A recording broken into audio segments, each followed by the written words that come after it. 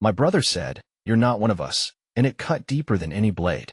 Standing there amidst the falling snow, his words shattered something fragile inside me, leaving me exposed to the cold winds of isolation, as if a chasm opened between us that I never saw coming. A storm swirled angrily outside, a mirror to the chaos unraveling within. We huddled in the kitchen, shadows thick as my tangled thoughts. "You're not one of us," Ethan sneered, his eyes hard and unforgiving. His words struck like a sucker punch. Years of sacrifice, and yet I felt like an intruder in my own home. The shock of his betrayal pulsed through me, fierce as a second heartbeat. Rain clattered against the windows with relentless fury, as though nature itself mocked my vulnerability.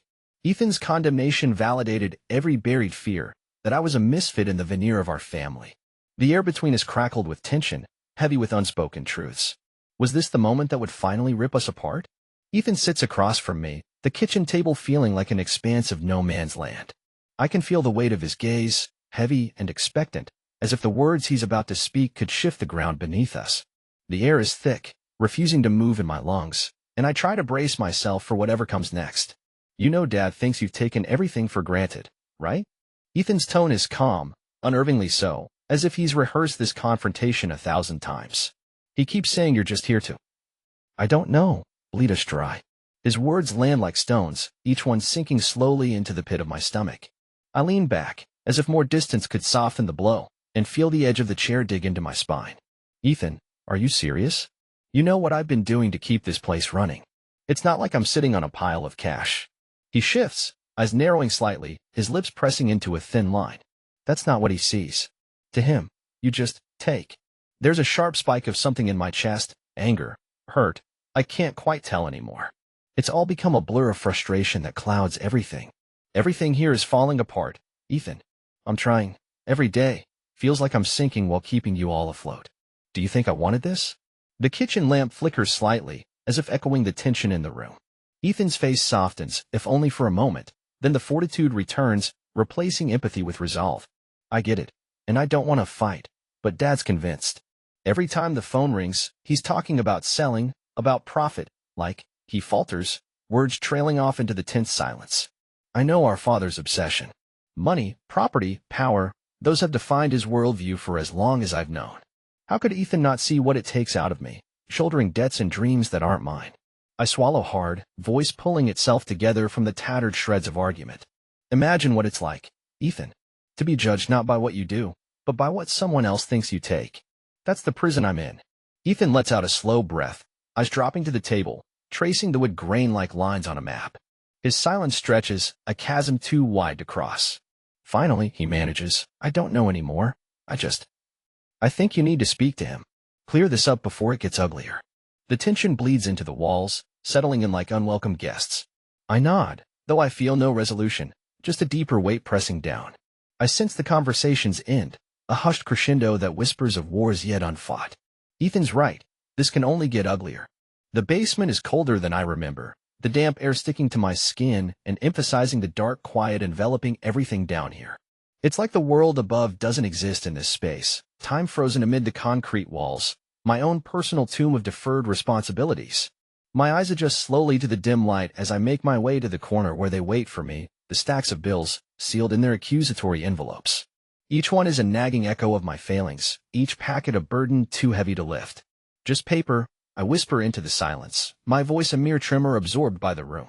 But these papers, these damn papers, they scream the truth I wish I could silence. Failure. Inevitability. I reach out and my fingers brush against the taut skin of an envelope. The sensation is electric, like touching a live wire. The jolt carries me backward, and suddenly I'm a child again, laughing as Ethan and I race toward our impromptu fortress made of blankets and pillows in the backyard. Those were our invincible days, days filled with mud between our toes, scrapes on our knees, and not a care in the world. No idea that someday it would all come down to this, a life bottled into numbers, promises I can't keep. A simple memory, and yet it carries with it an ocean of warmth and safety. We were a team, Ethan and I, dreaming of the worlds we'd conquer. I can almost feel the sun tanning my skin, hear his voice, clear, reassuring.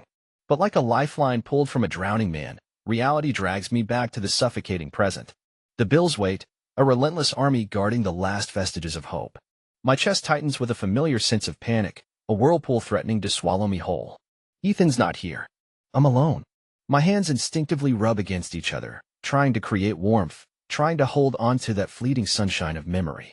Guilt seeps into my veins, as thick as the dust that coats these envelopes. I promised so much. I wanted to be better. The assurance in Ethan's laughter, our shared dreams, it all presses down on me like a weight I can no longer bear. I can't shake the feeling that I've somehow betrayed him, that lively bond we had.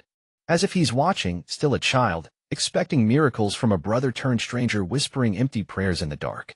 The basement yawns wider, pulling me deeper into its hollow embrace, and I stand amidst the rubble of broken intentions and unfulfilled dreams. Neither the silence nor the bills offer any comfort or release. They just remain there, waiting, accusing. And I wonder if this is where it ends or if somehow, beyond this crushing solitude, there's a way out into the light Ethan and I once chased with such boundless faith. The air felt sharp, like it could slice through skin, as the clatter of forks striking plates echoed through the dining room. Tension festered, turning each breath into a shallow, fragile act. My eyes bounced from Mom's trembling hands to Dad's steely glare, and then fixed on my little brother, David, who had stopped chewing, eyes wide and glassy like disturbed water. It was Dad who detonated the silence. What happened to respect in this house? Respect. That word again, thrown like a stone. Rage boiled under my skin, hot and threatening. Respect? The only respect I had was for endurance, for how long we'd all swallowed our own voices. But not now. Not this time.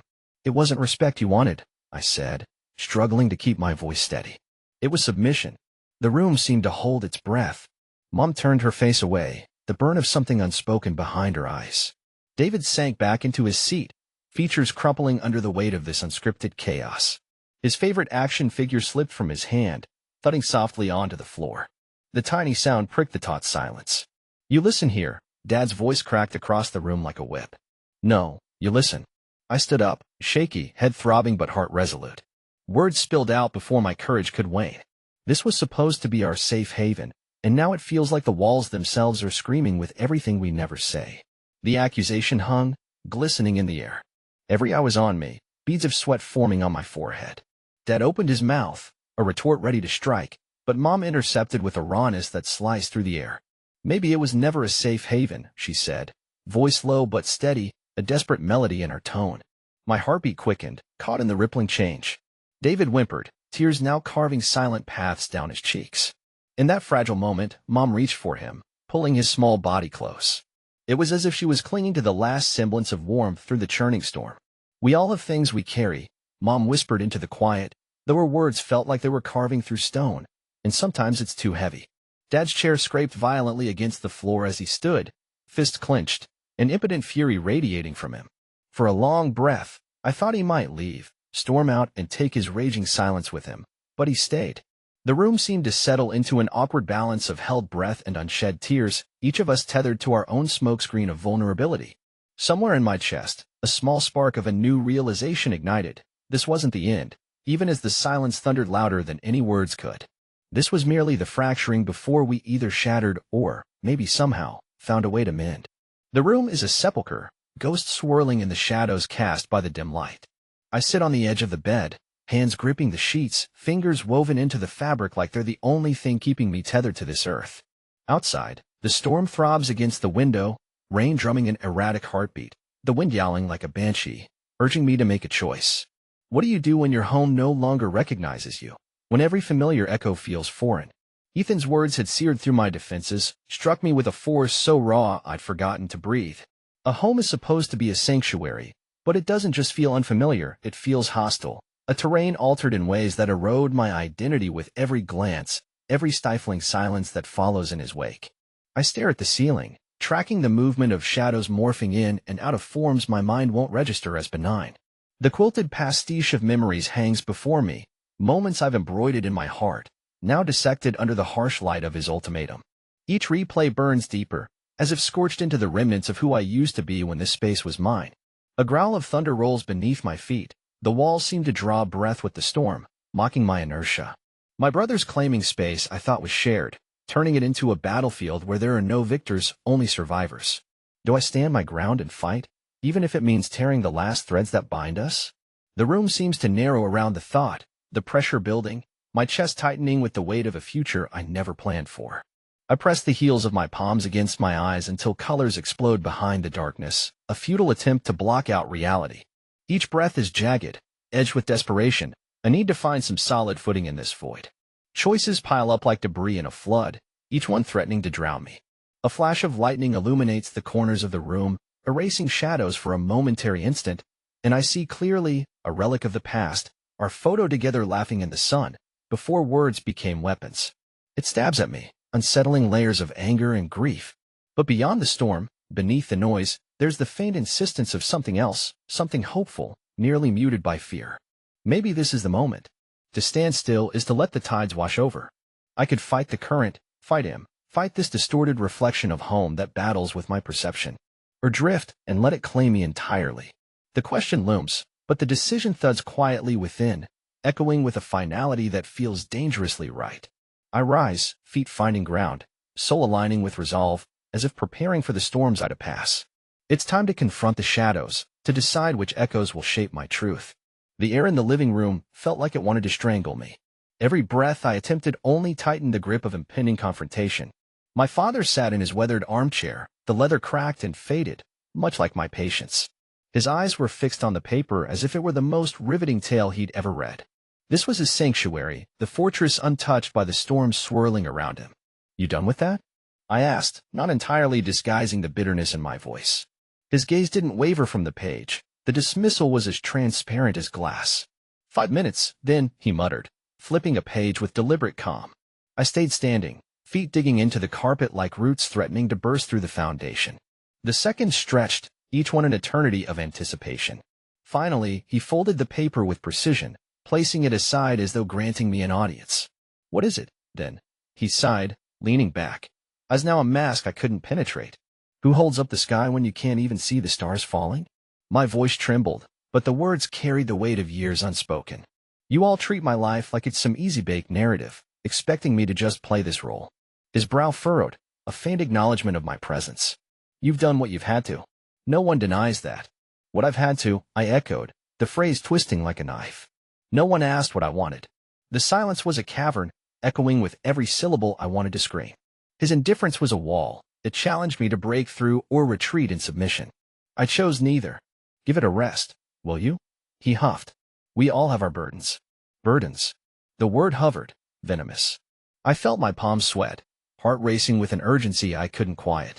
There was no going back now. Fury brewed inside, more potent than any fear.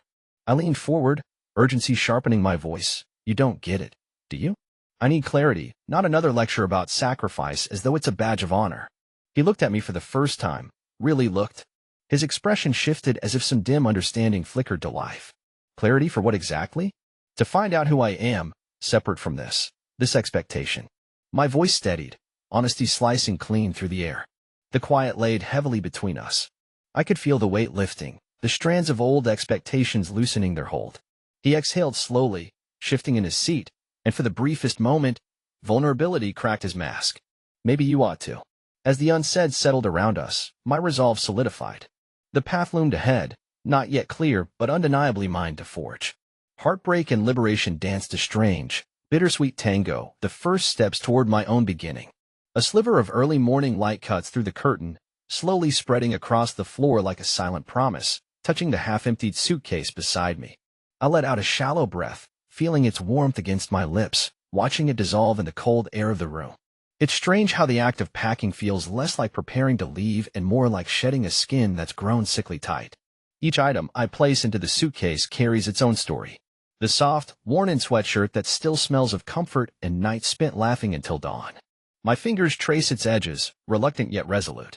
The timid fabric, so familiar, urges me on with silent encouragement. I fold it and tuck it inside, securing a piece of my past as I prepare to step into an uncharted future. There's a rhythm to it all, the packing, the folding, the careful closing of zippers sealing spaces of my life, accompanied only by my heartbeat, a staccato drum echoing in the quietude. It's not just luggage I'm gathering. It's years of suffering confessed, dreams unrolled, unfulfilled, yet still whispering promises of strength and survival. The weight of relief ebbs and flows inside me, mingled with tendrils of anxiety that curl tightly, threatening to choke my resolve. It's the unknown that scares me, a vast canvas where each step could sketch joy or despair. But beneath the anxiety lies a surprising calm, a serenity that softens the edges of fear. It's the resolve of a whisper. You can do this. I reach the doorway, and the echo of my own footsteps, so real and final, leaves a haunting imprint, etching the sound into the fabric of this moment. Each step feels monumental, a reverberation from a part of me long subdued now taking a stand. As the door opens, so does the path to an unfamiliar road that whispers of potential, leaving behind shadows of the past that no longer have power here. I pause, hand clutching the handle, a lifeline and a key. The familiar creak of what sounds so much more profound this time. Ethan's voice cuts through my thoughts, soft yet loaded with everything unsaid. Leaving so soon? He stands there, eyes gentle but questioning, a relic of the life I'm stepping away from. His presence is a tether that tugs at the heartstrings, bittersweet in its familiarity. I smile, faint and resolute. It's time, Ethan. I see the understanding wash over his face, a dull ache mirrored in his eyes as they drop. I'll miss you, he finally breathes, a note of sadness married to acceptance. So will I reply, and in that exchange lies a mutual release, a tether unclipped, letting us drift to where we both need to go.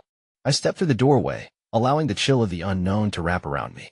The door closes behind with a quiet resonance, marking not an ending, but the symphony of rebirth. The world ahead shimmers with possibility, a canvas waiting for the first brushstroke of my new self.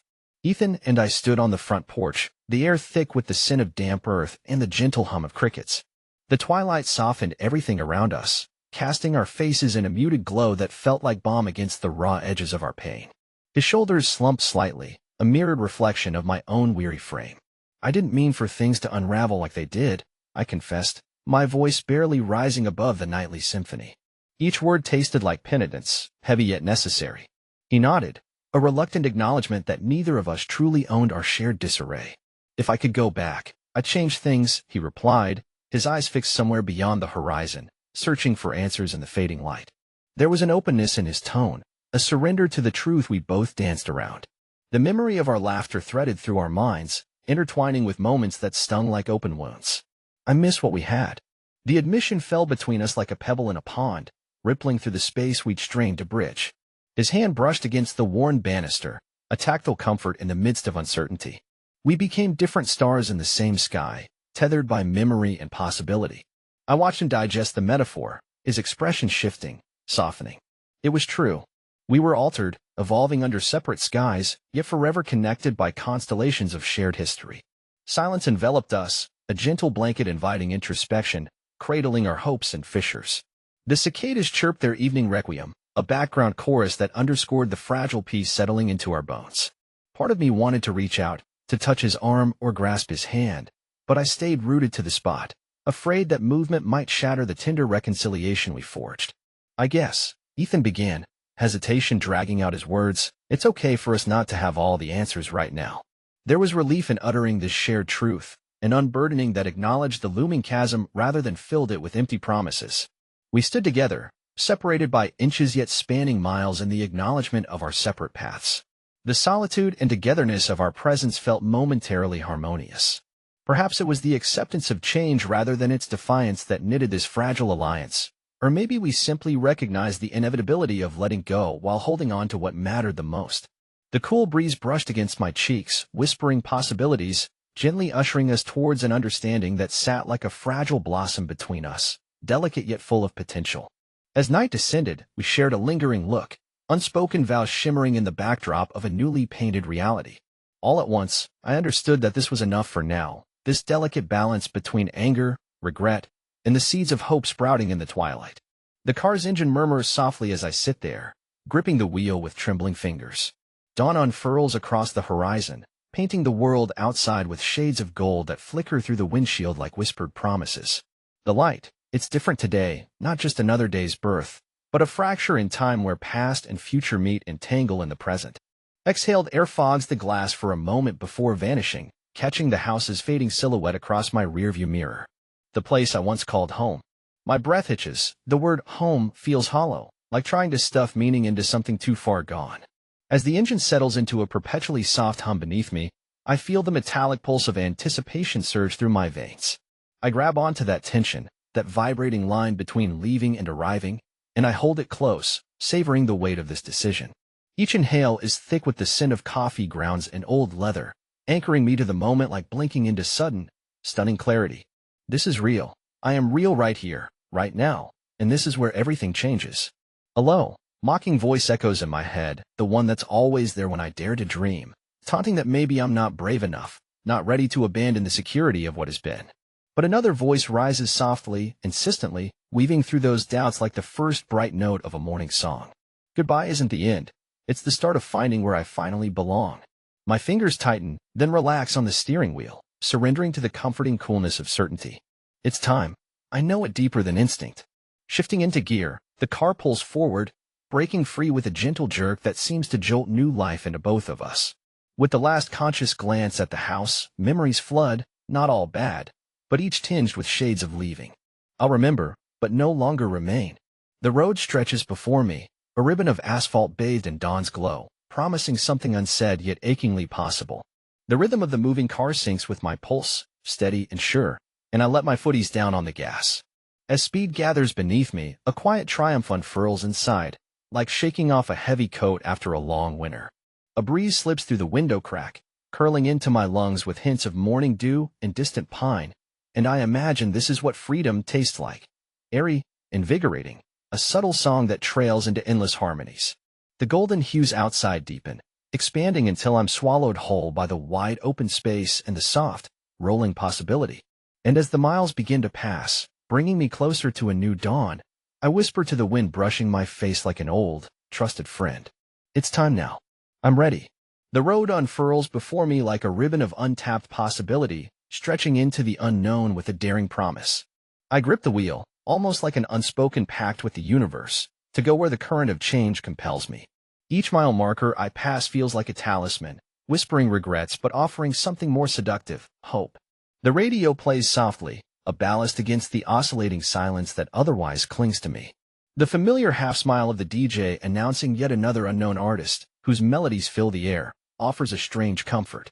It's like they too are carving their space out of the unscripted noise, much like myself. With every passing mile, the world seems to shift, and so does my place within it. I watch the scenery morph through the tint of the windows as if it's a canvas, simple and profound. Fields blend to forests, cities give way to towns, each a marker to my journey that's pinned not on map but in heartbeats.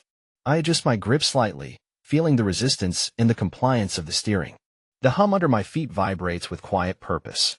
Relief trickles in, a gentle intruder against the backdrop of old anxiety, each taking turns, a strange companionship cultivated by the weight of freedom. The highway signs become less declarative, their advisory notes, not directives on this open trail. A stray dog appears by the roadside, its attention flitting between the debris of the past and the waver of the future roads like an idea only half-formed. It seems fitting, really, this crossroads of hesitation and instinct. I glance back at it through the mirror, its image shrinking but leaving a pinch of nostalgia tangled with resolve. Within, echoes of the past surface, pressing against the back of my mind with the force of unremembered melodies. There are ghosts here, worn thin not by time but by the insistence of healing. Each mental haze holds remnants of what was, people, places, a voice raised in joy or sorrow. But there's also an overriding quietude now, one birthed from survival, whispering assurances that it's okay to let go. The sky, now awash with the lavenders of approaching dusk, stretches wide and unending. I breathe it in, this gentle shift of color and time, allowing it to seep through the cracks, filling spaces absence left hollow. I can't quite shake the sensation, the sudden lift, as if the car, tires and all, has begun to float. The engine's purr becomes my solace, a reminder that my path is taken up with a surprisingly simple truth. I've chosen this route, this departure from shadows into something undefined but eagerly anticipated. As roads bend and curve, with each juncture, I grow more certain of living this narrative, riding away the past with each turn of the wheel.